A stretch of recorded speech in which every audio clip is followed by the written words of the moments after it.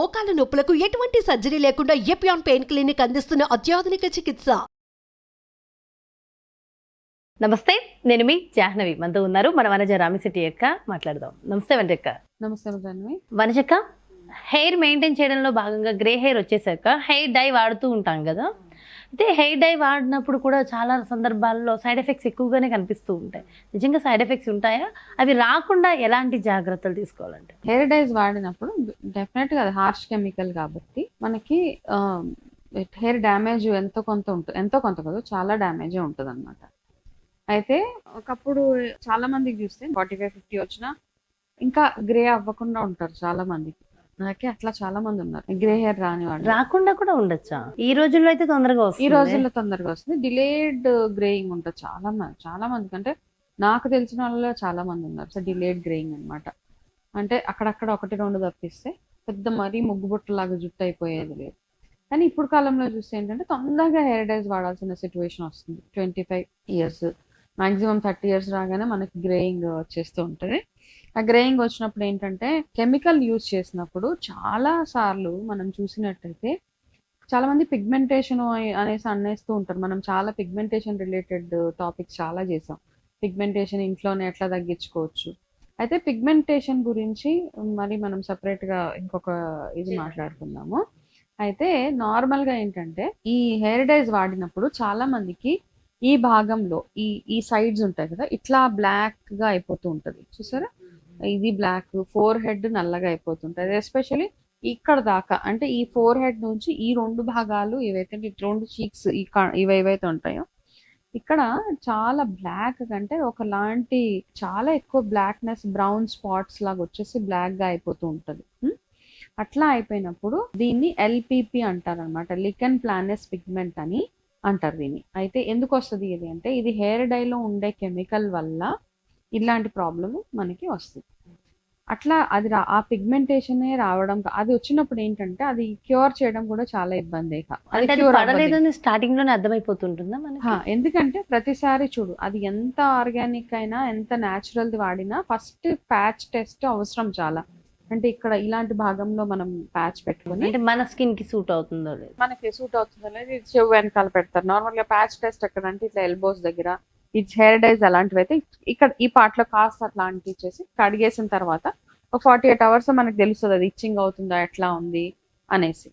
అయితే ఇట్లా ఫస్ట్ మనం ప్యాచ్ టెస్ట్ చేసుకొని ఈ పిగ్మెంట్ ఎల్పిపి అంటారు అనమాట, సింపుల్ షార్ట్ ఫామ్ లో.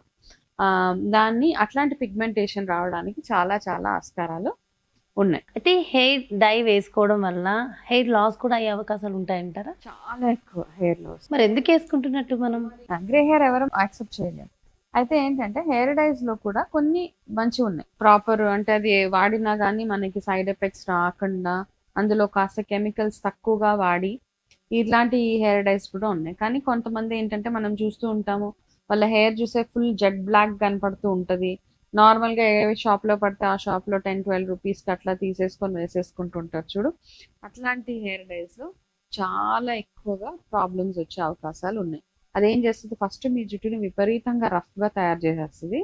రెండోది ఏంటంటే ఆ జుట్టు ఊడిపోతూ ఉంటుంది అనమాట. మీరు ఎప్పుడైతే హెయిర్ డై వాడతారో, హెయిర్ డై పెట్టుకున్నప్పుడు హెయిర్ వాష్ చేసుకుంటే గనక మీకు చాలా ఎక్కువ శాతంలో జుట్టు ఊడిపోవడం జరుగుతూ ఉంటుంది.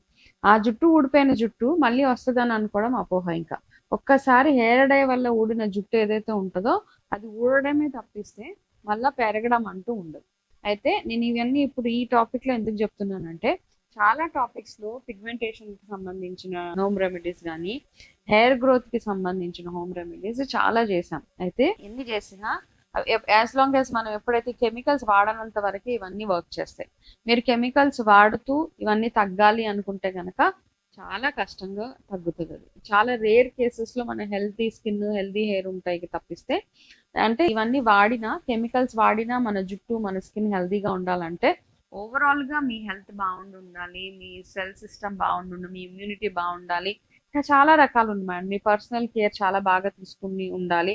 ఇట్లా అన్నీ ఉన్నాయి రకరకాలుగా. కాబట్టి హెయిర్ డైస్ వాడే విషయంలో ఎంత కేర్ఫుల్ గా ఉండగలిగితే అంత మంచిది. హెయిర్ డైస్ పెట్టుకున్నప్పుడు కూడా చాలా మందికి స్కిన్ దగ్గర అంటకుండా చూసుకోండి.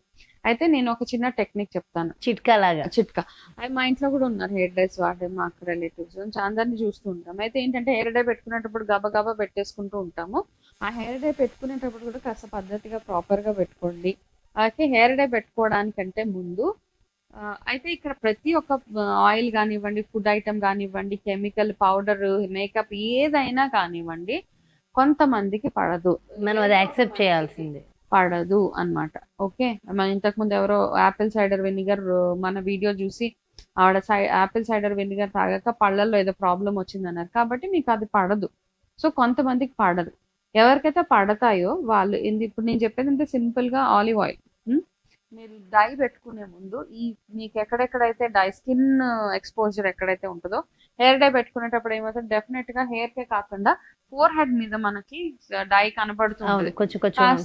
ఆలివ్ ఆయిల్ దూదిలో ముంచి ఎక్కడైతే ఈ చెవుల భాగంలో, ఈ వెనకాల, ఈ మెడ దగ్గర మొత్తం రాసేసి దాని తర్వాత మీరు హెయిర్ డై పెట్టుకోండి. హెయిర్ డై వాడేటప్పుడు చేతులకు ఖచ్చితంగా గ్లౌజెస్ వాడి దాని తర్వాత మీరు హెయిర్ డై పెట్టుకుంటే ఏమవుతుందంటే ఆ ఇంపాక్ట్ ఏదైతే ఉంటుందో ఆ కలర్ ఈ ఫోర్ హెడ్స్ మీద అంటుకోకుండా, చెవుల దగ్గర అంటుకోకుండా తర్వాత మీరు క్లీన్ గా వాష్ చేసుకోవచ్చు.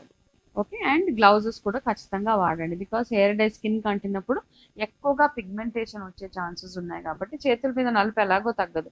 అయితే మీరు యాంటీబయాటిక్స్ వాడినప్పుడు కానీ, మీకు ఇంకా ఇతరత్ర వేరే ఏదైనా స్కిన్ ప్రాబ్లమ్స్ ఉన్నప్పుడు కానీ, స్కిన్ మీద ఆల్రెడీ పిగ్మెంటేషన్ ఉండి మీరు ఏదైనా స్కిన్ పీల్స్ అట్లాంటి వాటికి వెళ్ళినప్పుడు, ఇట్లాంటప్పుడు హై ఫీవర్స్ ఉన్నప్పుడు, బ్యాక్టీరియల్ ఇన్ఫెక్షన్స్ ఉన్నప్పుడు హెయిర్ డై వాడడం తగ్గించేయాలి. మానేస్తే బెటర్. అదంతా తగ్గేదాకా, తగ్గిన తర్వాత మళ్ళీ మీరు వాడుకోండి మీ ఇష్టం. అంటే మీ choice of hair dyes. Cheap hair dyes మాత్రం వాడకండి. కొంచెం ఎప్పుడు హెయిర్ డై తీసుకున్నా దాని గురించి కాస్త చదివి అందులో ఏమేమి వాడారో, ఎంత పోర్షన్ లో కెమికల్స్ వాడారో ఇవన్నీ చూసి అప్పుడు మీరు అది వాడితే సరే. దీనిలో భాగంగానే ఇంకొక క్వశ్చన్ అడిగేస్తాను అక్క, హెయిర్ డైని అవాయిడ్ చేసి దానికి ఆల్టర్నేట్ గా వేరే ఏమైనా యూజ్ చేయొచ్చా? ఉన్నాయి కదా, మనం నేచురల్ ఇండిగో, హెన్నా ఇవన్నీ ఉన్నాయి. ఓకే, సో ఈ టాపిక్ వేరే దాంట్లో డీటెయిల్డ్ గా డిస్కస్ చేస్తే బాగుంటుంది కదా. ఎస్, బ్యూటిఫుల్ ఇన్ఫర్మేషన్ అక్క, thank you so much. Welcome. నమస్తే. చూసారు కదండి, మరి హెయిర్ డై వల్ల మరి సైడ్ ఎఫెక్ట్స్ ఉంటే వాటిని ఎలా రెటిఫై చేయొచ్చు, డీటెయిల్డ్ ఇన్ఫర్మేషన్ ఇచ్చారు కదా వనచక్క. మరో బ్యూటిఫుల్ కాన్సెప్ట్తో మళ్ళీ మీ ముందుకు చేస్తాను. నమస్తే.